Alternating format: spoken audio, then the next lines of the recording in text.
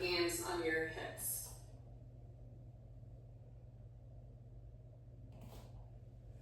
You play around from this position if you feel like you need to bend forward a little bit more, get a little more stretch in your back. If you want to get a little bit of a rotation, however your body wants to move right now to get yourself warmed up. Start to pay attention to your feet connecting into the floor, thinking about that tripod foot connection when you are keeping your feet flat. Let's do maybe 2 or 3 more each direction.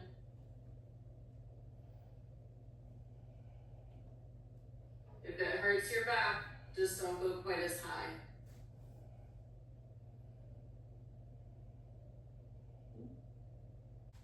Focus on your hands being active on the floor. I want your fingers spread, really pushing away from the floor.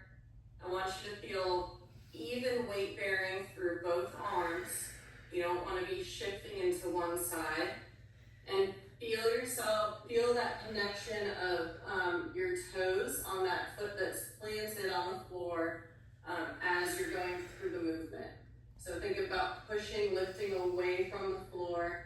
You should feel those abdominals engage, especially as you drive that knee forward. Feel the ground through that bottom hip as well as your ribs. And see if with that top hip, if you can kind of push downwards to find a little lift in your side body.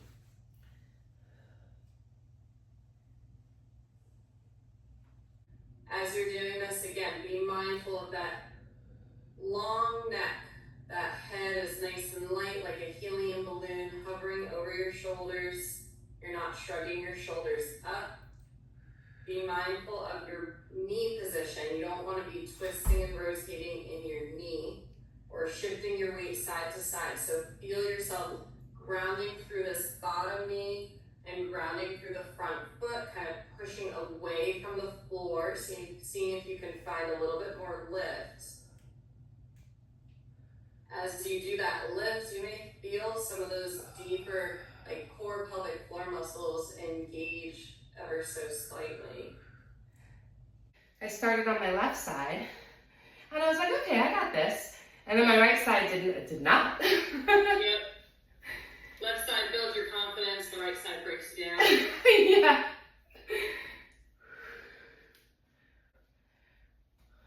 The more you do, you might start to feel all the way down the leg, those muscles engage. Your calves might start to kind of be on fire. You might feel your quads a little bit. But you should definitely be feeling these glutes working. So again, we're lifted here. You're grounding through that foot that's planted on the floor. That big toe is going to want to try and lift up. So really be mindful to try and plant that big toe pad down into the floor, feeling that tripod connection. When you pull your leg out and your arm out, I want you to feel that connection of your back into the floor. You don't want to be shifting your weight too much, rocking side to side, but you will feel that little weight shift in your pelvis slightly to one side as you're letting your leg fall out and then pull back in.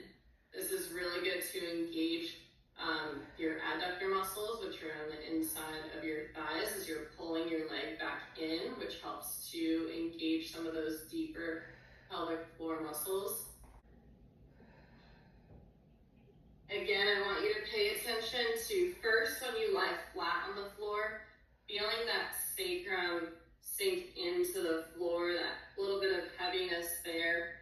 You're not pushing your back flat into the ground or rounding to push flat into the ground, but you want to feel the weight of your body into the floor. And then you're going to shift. You'll feel yourself kind of like roll through your pelvis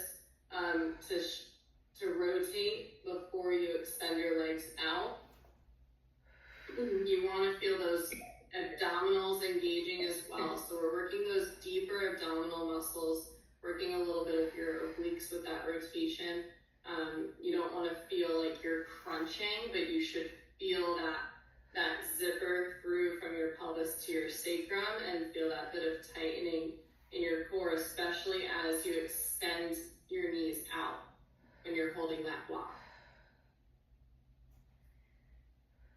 your core stretch position here.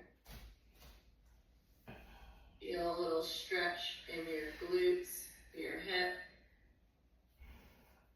If it feels good, you can even extend that leg to get a little bit more of a hamstring stretch.